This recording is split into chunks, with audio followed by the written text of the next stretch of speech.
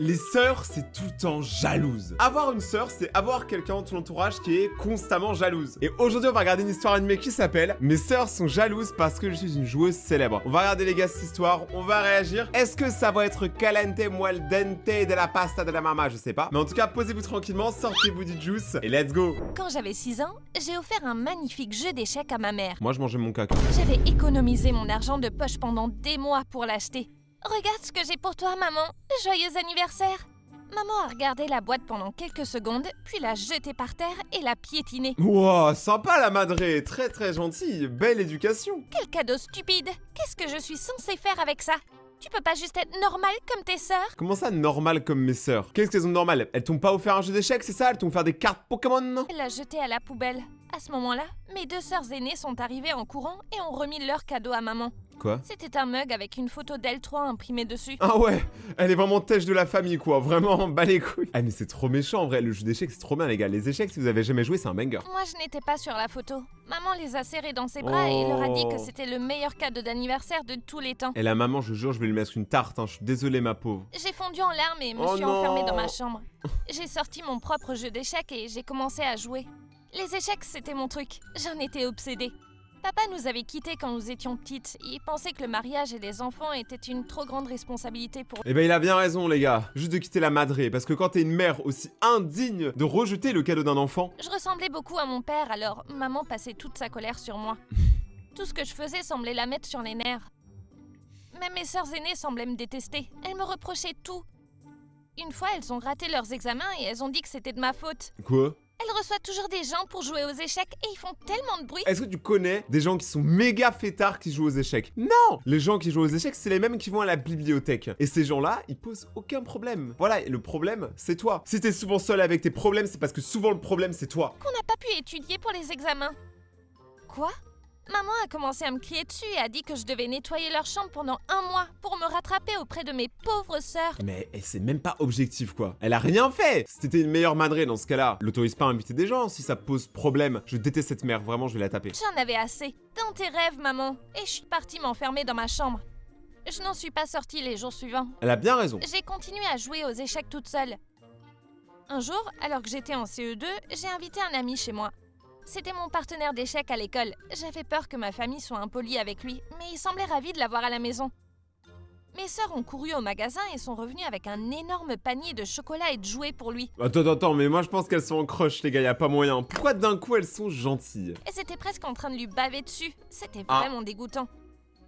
Sérieusement, pourquoi t'es amie avec Mia? Elle est tellement nulle. Sois notre amie à la place. Non, deviens notre frère et viens vivre avec nous, c'est encore mieux. Attends, on est passé de ami à frère, à amant, à paillasson, à micro-ondes, Philips. Complètement terrifiée et s'est enfuie de chez moi en courant aussi vite qu'il le pouvait. J'ai crié après maman et mes sœurs, mais elles ont dit que c'était ma faute et que tous les garçons étaient partis à cause de moi. Mais c'est toi qui les ramènes les mecs, wesh. Ça se fait pas. Il s'est avéré que ma famille n'était pas la seule à me détester. Une fois, quand j'étais en CM2, notre professeur d'histoire a commencé la leçon en disant... Il y a des millions d'années, quand les humains et les dinosaures vivaient ensemble, les hommes ne pouvaient sortir que la nuit pour chercher de la nourriture. Attendez, quoi? J'ai levé la main. Madame, c'est pas vrai. La prof m'a regardé de travers. Qu'est-ce qui n'est pas vrai? Les dinosaures et les humains n'ont jamais coexisté. Bien sûr que si. Tu n'as pas vu tous ces films où les gens fuient les dinosaures? Ah ouais, alors là, c'est bien connu, hein. Si tu commences à croire que tous les films sont vrais, donc dans ce cas-là, tous les aliens existent, hein. Vous avez tous vu le film Alien. Les Transformers existent, hein. Vous avez tous vu Transformers. Tout est super génial. C'est de la fiction, madame. Les humains sont en fait apparus 64 millions d'années après l'extinction des dinosaures. Arrête d'inventer des choses. Tu es vraiment effrontée. Je vais appeler ta mère. Quand la maîtresse l'a appelée, maman a dit qu'elle savait déjà que j'étais effrontée et qu'elle était trop occupée pour venir me chercher. Dis-moi que tu fuis tes responsabilités sans me dire que tu fuis tes responsabilités. À la maison, elle peut marcher. Alors que je rangeais mes affaires pour partir, j'ai été appelée dans le bureau du principal. Oh non, j'allais encore avoir des ennuis. Je me sentais vraiment nerveuse. Je suis allée dans le bureau du principal et je l'ai trouvé tout sourire. Félicitations, Mia. Tu vas passer en classe supérieure parce que tu es une enfant brillante. Ah! J'étais ravie. Maman allait sûrement être contente de la nouvelle. Non, ta mère, elle sera pas contente. Dans tous les cas, peu importe ce que tu fais, même demain, t'as un prix Nobel. Ta mère, elle s'en bat les stécos comme ça. Bam, bam, bam, bam. Quand je suis rentrée à la maison pour le lui annoncer, elle s'est levée d'un bond du canapé, sous le choc. Oh mon Dieu, c'est la pire des nouvelles. Je vais devoir t'acheter des nouveaux livres. J'étais tellement déçue. Au moment où je sortais de la pièce, je l'ai entendu dire « Mia, tu sais quoi? L'éducation ne te servira à rien si tu n'es pas jolie comme tes sœurs. » Oh, pourquoi fallait-il qu'elle soit comme ça? Parce que tu es moche. Je rigole. On m'a fait passer en classe supérieure et j'ai commencé à passer plus de temps à la bibliothèque. Au moins, j'y trouvais un peu de paix et de tranquillité. Un jour, j'ai vu un flyer sur le tableau pour un concours d'échecs mensuel et j'ai décidé d'y participer. J'ai facilement battu mon adversaire et j'ai gagné une petite somme d'argent. Bien sûr, je n'ai parlé à personne à la maison de l'argent que j'avais gagné. Ça allait être mon petit secret. Un jour à la bibliothèque, un vieil aveugle s'est approché de moi. Je l'avais souvent vu ici auparavant, assis seul. Mais attends, mais comment il peut lire s'il est aveugle? Attends, il y a un truc que je comprends pas là. Il m'a souri. « Veux-tu jouer aux échecs avec moi, petite héroïne ?» J'ai ri et j'ai dit que je le battrais facilement. Il a simplement dit « Prouve-le. » Alors Attends, mais lui, ça se voit, c'est John Mario, le plus grand joueur d'échecs l'aveugle de toute la Franche-Comté. joué avec lui et, à mon grand étonnement, j'ai perdu. Tu as du talent, mais tu dois t'entraîner davantage. Après que plusieurs mois se soient écoulés et que nous avons joué ensemble quotidiennement, l'aveugle a dit un jour que j'étais prête. Pourquoi? La compétition internationale pour laquelle je t'ai préparée. C'est son maître Chifou. J'avais gagné d'autres concours locaux et j'avais mis de l'argent de côté. Il était hors de question que je dise à maman que j'y participerais. Je lui ai dit que papa m'avait contacté et envoyé un billet pour lui rendre visite. Peu importe, tu crois que je me soucie de ce que tu fais? Je suis allée à la compétition avec l'aveugle et quelques autres concurrents de ma région. Par contre, t'es pas obligé de l'appeler l'aveugle, il a un nom, le gars, quand même, genre c'est pas cool. C'était un jeu vraiment difficile, mais j'ai mis en œuvre tout ce que j'ai appris et j'ai gagné.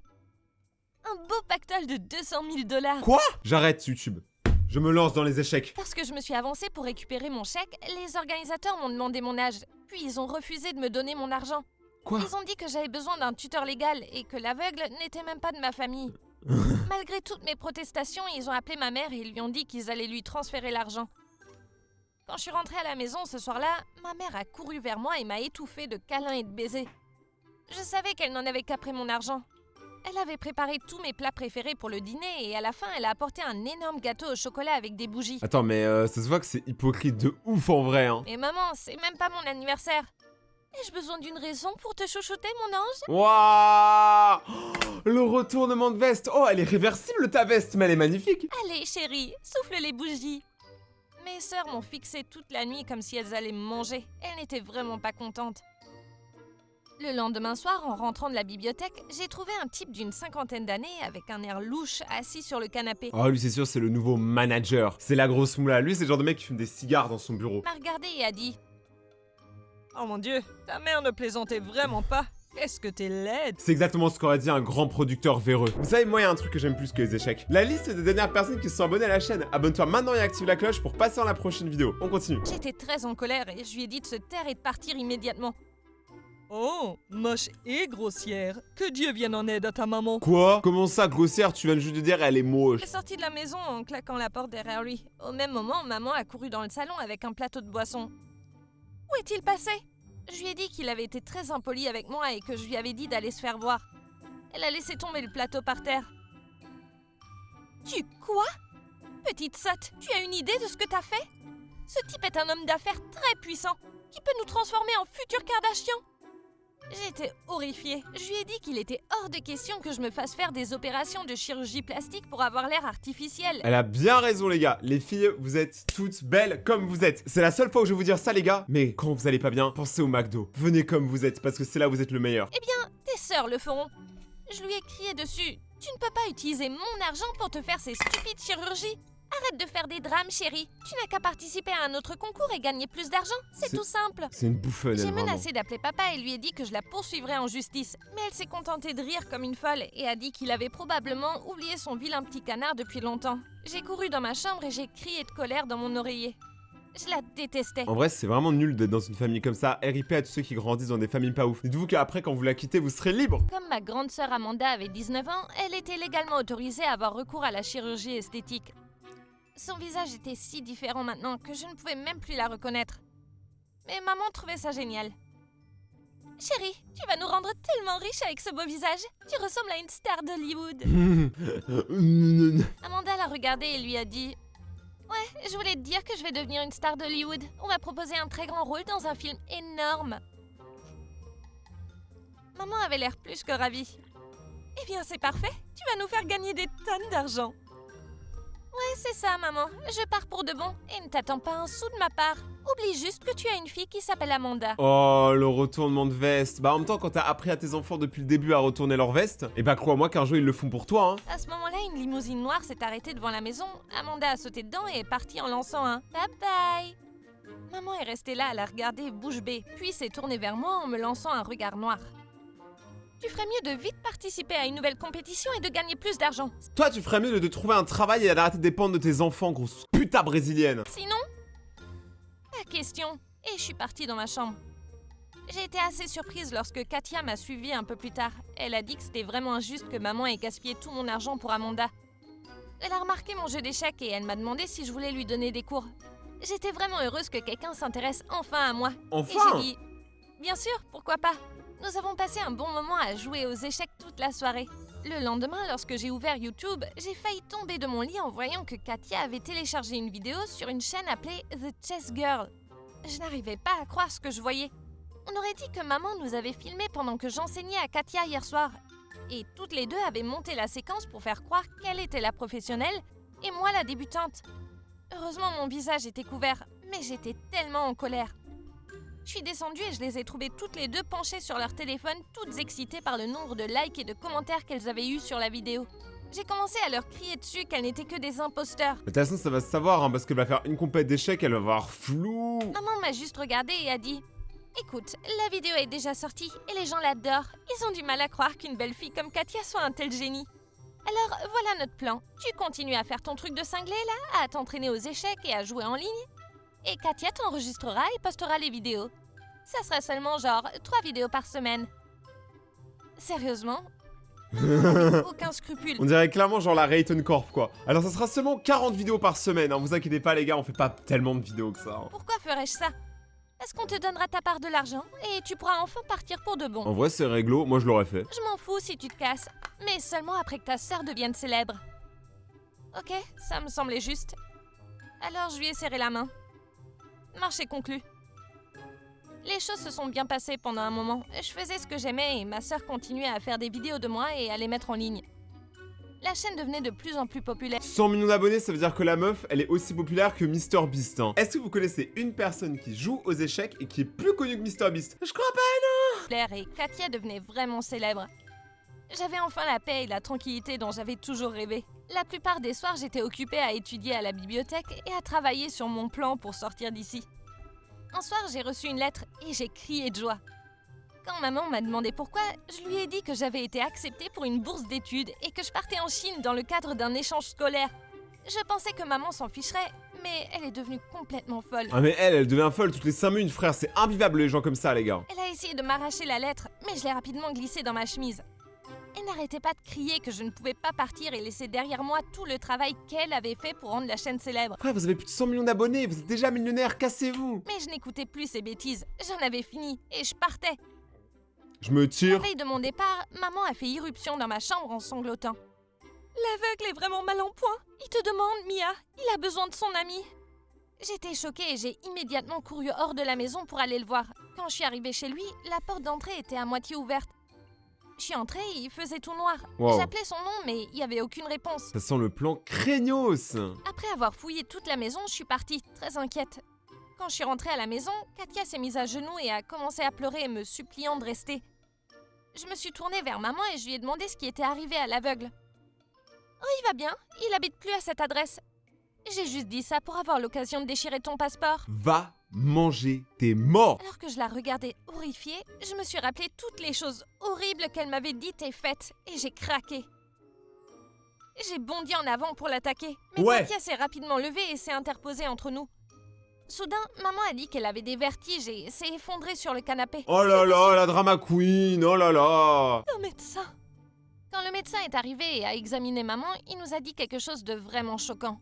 Maman avait le syndrome du cœur brisé. Elle avait besoin de soins et nous devions nous assurer qu'elle ne subisse aucun stress. Quoi? Quand j'étais assise à son chevet, elle a pris ma main et a commencé à pleurer et à s'excuser pour tout ce qu'elle avait fait. Elle m'a dit en sanglotant que c'était uniquement parce que je lui rappelais tellement papa. À ce moment-là, j'ai vraiment eu de la peine pour elle. Puis elle m'a montré le collier en forme de cœur qu'elle portait depuis des années. En le regardant de près, j'ai été stupéfaite de voir mon nom gravé dessus.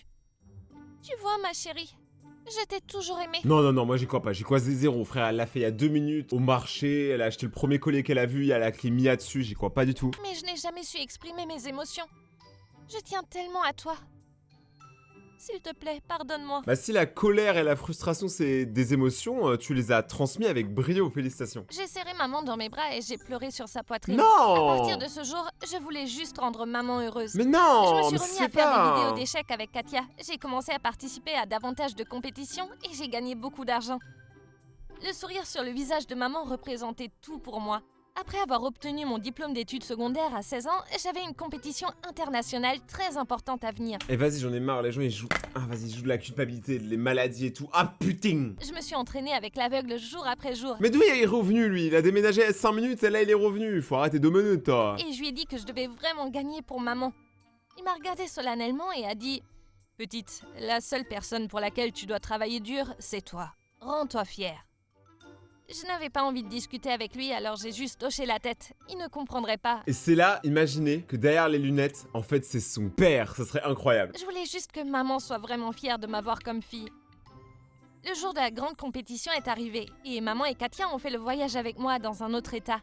J'étais vraiment heureuse de les avoir à mes côtés pour me soutenir, surtout maman.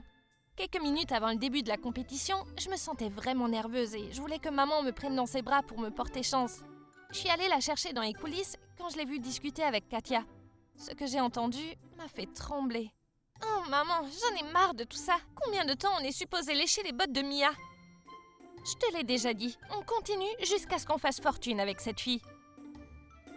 Pourquoi tu ne l'envoies pas simplement chez papa? Tu n'aurais jamais dû élever un enfant qui n'est pas le tien.